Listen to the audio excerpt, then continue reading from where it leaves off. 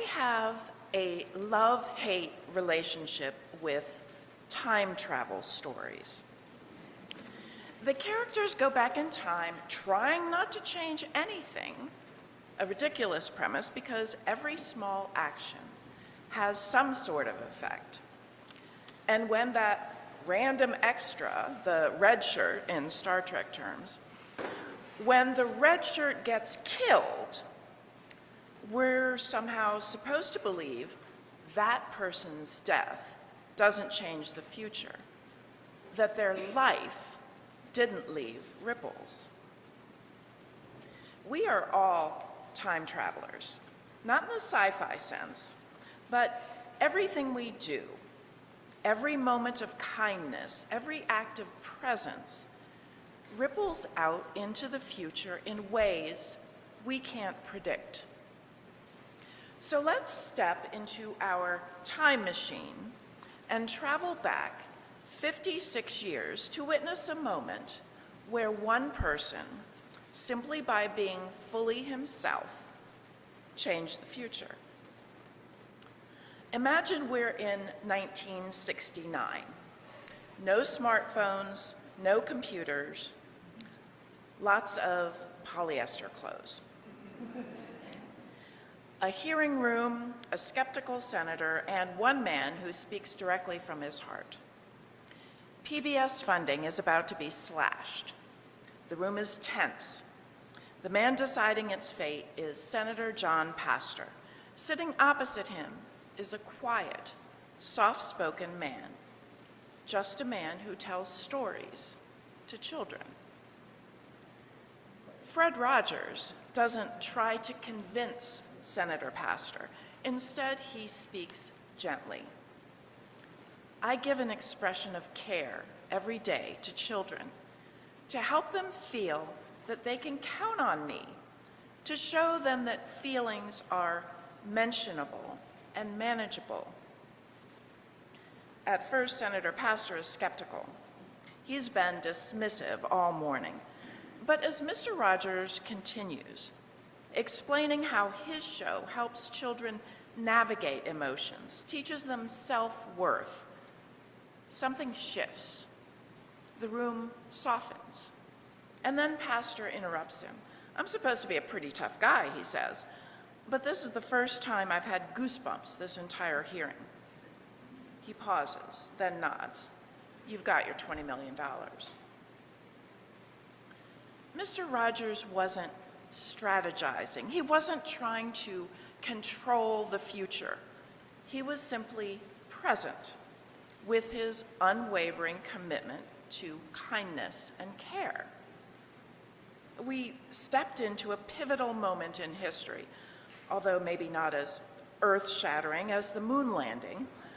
But in that moment, Mr. Rogers didn't know, couldn't know, how his kindness would ripple forward 56 years.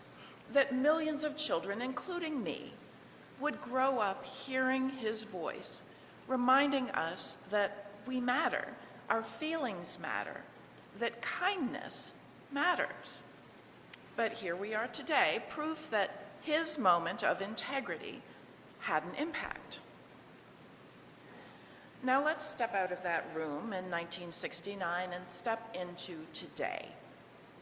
Who can say that a small action I take, that you take, done with love, couldn't flow out to have a bigger impact? The most powerful thing we can do is live fully in the moment. Who you are, your kindness, generosity, and presence is a light that naturally creates ripples. You are the light of the world. Let your light shine. Being fully yourself is what makes you shine. As I drove through my neighborhood a few weeks ago, I passed an ambulance with cars pulled over and a group of people on the sidewalk surrounding someone. This wasn't a car accident. It looked like someone who was out walking had a medical emergency, and people in cars and others out walking stopped to help, and someone called an ambulance. People helped. There was no assistance I could add, so I continued driving. But then, a little while later, on a 2-lane stretch of road with farmland on one side and woods on the other, I saw trees down in the road with traffic stopped on the other side. There was a van that had spun out and hit a tree on my side of the road. I stopped my car and got out to drag the trees out of the road so emergency vehicles, whenever they showed up, could get through. A woman and her daughter stopped to help. A man from a neighboring house came out to help. People were directing traffic and others were keeping the injured driver calm. People helped. We've all seen this before. Studies confirm what we already know in our hearts. Kindness spreads beyond what we can see. When someone is in need, people help, they step in, they act. And not because they planned to, but because that's who they are. What if that's what truly changes the world? Not big plans, but small, aligned moments. We don't need a time machine to prove it. We've already seen how kindness ripples forward. What if our presence itself is a spiritual act? I don't mean I should have stayed in my car instead of moving branches off the road because my radiant aura was enough. I mean that when we are aligned with who we are and what we believe, we exude passion and purpose. We can breathe into love and let that love and compassion come through us to others. Before we do, we should be. Know who you are. Know what you believe. Know what you like to do. Mr. Rogers believed in talking to children as if they had complex feelings and thoughts, and his work came out of that core belief. Don't ask yourself what the world needs. Ask yourself what makes you come alive and go do that. So said Howard Thurman. Shine as you are. Writers shift narratives. Musicians write songs of hope and justice. Listeners hold space for those in pain. Advocates amplify unheard voices. Business owners create affirming workplaces. Organizers create opportunities for justice. Don't underestimate the importance of any of your skills. Not all activism looks like marches, protests, and petitions. Fresh bread delivered to someone feeling hopeless is manna from heaven. When we act from our natural strengths and interests, we don't burn out. We shine brighter. One of the most radical acts in a world that marginalizes is to exist openly and unapologetically as yourself, and to hold space for others to do the same. So before rushing in to do, ask yourself, where does my light shine most naturally?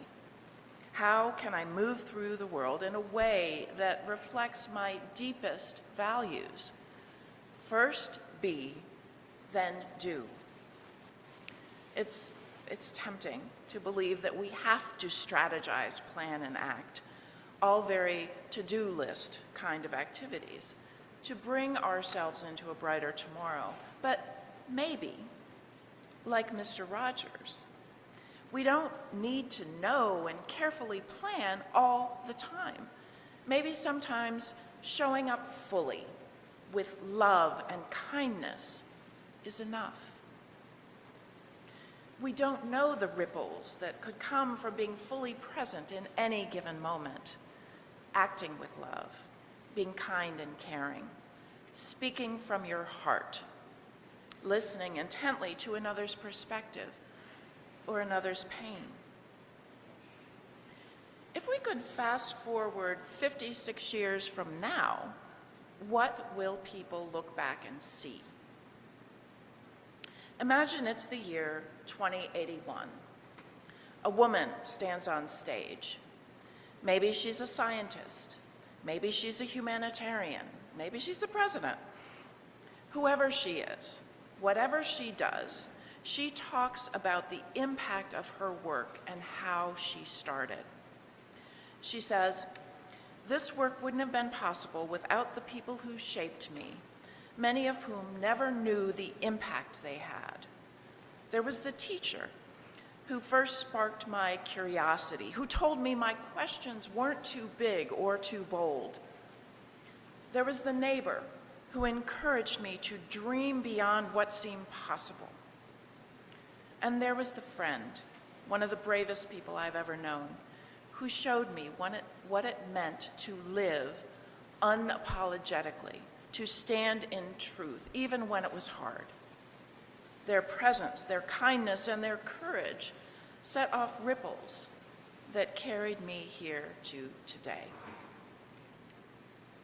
The woman walks off stage, the applause fades, and we step back into today, into this very moment where history is still unwritten.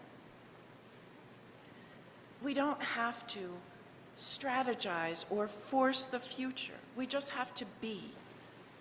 Be authentically, unapologetically ourselves. Be a quiet voice. Be a loud voice. Be a steady encourager, or be at the forefront of a march. Whatever you do, dare to be fully yourself. When we do that, the unseen ripples will take care of themselves.